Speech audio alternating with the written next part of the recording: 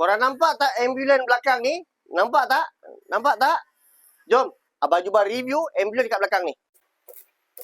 Ambulans belakang Abang Jubah ni, dia buat secara cash repair. Padahal kereta ni accident. Tapi, dia accident tidak melibatkan kenderaan lain. Semasa dia kemalangan, tayar dia ni meletup dan dia berpusing terus terbalik.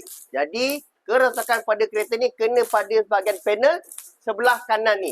Kalau tanya Abang Jubah, condition ambulans ni agak teruk.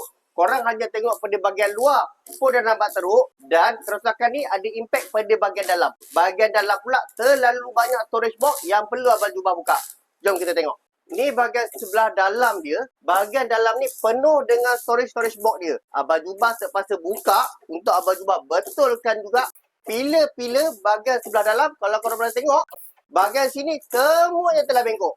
Susah ataupun tidak untuk repair ambulans ni, terus terang Abang Jubah cakap memang susah. Tapi Abang Jubah jadikan van ni sebagai satu cabaran untuk Abang Jubah dan juga tim Abang Jubah. Kepada pengguna ataupun pemilik ambulans kat luar sana, kalau korang nak hantar kereta korang, korang boleh terus datang ke BKA Jubah, pakar tutupan insurans kemalangan anda. Jumpa ke next video. Sebelum tu, kalau korang nak tengok video siap dia, korang komen part 2. Jumpa lagi. Assalamualaikum.